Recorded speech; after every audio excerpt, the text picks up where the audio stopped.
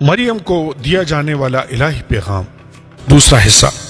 یہاں ایک 13-14 سالہ نوجوان ہے جس کی رگوں میں شاہی خون دوڑتا ہے۔ یوسف کا نسب نامہ متی کی انجیل کے ایک باب میں قلم بند کیا گیا ہے، جو کہ اس بات کا ثبوت ہے کہ یوسف داؤد کی نسل سے تھا۔ متی اپنے انجیلی بیان کا آغاز ہی اس بات سے کرتا ہے کہ یسوع مسیح ابن داؤد ابن ابراہیم کا نسب نامہ۔ اگر یسوع مسیح ابن داؤد تھا تو یقیناً اس کا باپ بھی اسی نسل سے ہوگا۔ حالانکہ یوسف یسوع مسیح کا فطرتی یا جسمانی باپ نہیں تھا، لیکن کیونکہ وہ داؤد کی نسل سے تھا، اس لیے یوسف کے ذریعہ سے یسوع مسیح بھی داؤد کی نسل سے تھا۔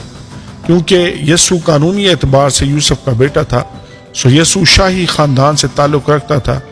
یہ ایک ایسی دلچسپ بات ہے کہ یوسف گلیل کے ایک چھوٹے سے قصبے ناصرت کا ایک معمولی سا بڑھئی تھا جس کی رگوں میں شاہی لہو دوڑ رہا تھا۔ اس کنواری کا نام میری تھا۔ یہ ایک دلچسپ امر ہے۔ عبرانی زبان میں اسے مریم کہتے ہیں اور یونانی زبان میں اسے میری کہا جاتا ہے۔ اس کے معنی ہے سرفراز کی گئی۔ اس کا تعلق بھی داؤد کے خاندان سے تھا، کیونکہ ایک نسب نامہ لوکا 3 باب میں بھی لکھا ہوا ملتا ہے۔ اگر آپ لوکا 3 باب اور متی 1 باب میں لکھے گئے نسب ناموں کا تقابلی جائزہ لیں تو دونوں ہی ایک دوسرے سے مختلف ہیں۔ ہم جانتے ہیں کہ متی 1 باب میں لکھا نسب نامہ یوسف کا ہے، تو اس کا مطلب یہ ہوا کہ لوکا 3 باب میں لکھا نسب نامہ مریم کا ہے۔ گو کہ اس نسب نامہ میں مریم کا نام نہیں لکھا گیا، کیونکہ نسب نامہ میں صرف مردوں کا نام ہی لکھا جاتا تھا۔ لیکن ہم یہ وثوق سے کہہ سکتے ہیں کہ بادشاہت کا حق یسوع کو اس کے قانونی باپ یعنی یوسف کی طرف سے ملا، اور شاہی خون اسے اس کی ماں مریم کی طرف سے فراہم ہوا۔ سو اس سے یہ بات ثابت ہوئی کہ یسوع ہر اعتبار سے شاہی نسل سے تھا اور ہے۔ یوسف اور مریم دونوں ہی داؤد کی نسل سے تھے۔ دونوں سے یسوع مسیح کو شاہانہ وراثت عطا کی تھی۔ مریم نے بطور ماں اپنے خون کے وسیلہ سے اسے یہ وراثت دی، اور کیونکہ یسوع یوسف کا قانونی بیٹا تھا، اس لیے بادشاہی کا حق اسے قانونی باپ کی طرف سے بھی حاصل تھا۔ سو وہ الہی پیغمبر اس لڑکی کے پاس آیا جسے الہی طور پر چنا گیا تھا۔ خدا کی طرف سے دیا گیا پیغام کچھ یوں تھا۔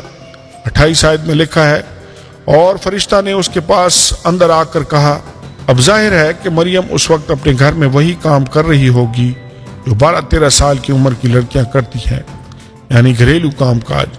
شاید وہ کھانا پکا رہی ہو۔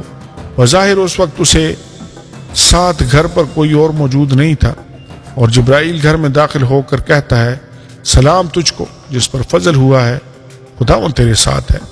مجھے یقین ہے کہ مریم کو یہ معلوم تھا کہ اس سے جو ہم کلام ہے یہ انسان نہیں ہے، کیونکہ اس نے کبھی بھی ایسا انسان نہیں دیکھا تھا۔ یہ نوجوان لڑکی اس مافوق الفطرت ہستی کی بات سنتی ہے جو اس کے ساتھ انسانی اور قابل سماعت آواز میں مخاطب تھی۔ سلام تجھ کو جس پر فضل ہوا ہے، خداوند تیرے ساتھ ہے۔ رومن کیتھولک کلیسیا اس کا ترجمہ یوں کرتے ہیں، یہ سلام ہے مریم پرفضل۔ یہ 4 صدی کے لاطینی ترجمہ سے لی گئی عبارت ہے۔ سلام ہے مریم پرفضل۔ یہاں ایک بہت بڑی غلطی یہ ہے کہ مریم کو فضل سے بھرا ہوا تصور کیا جاتا ہے، اور یہ بھی کہ مریم لوگوں پر فضل بھی کرتی ہے۔ رومن کیتھولک کلیسیا کا ماننا ہے کہ مریم پرفضل ہے، اس سبب سے وہ اوروں پر بھی فضل کر سکتی ہے۔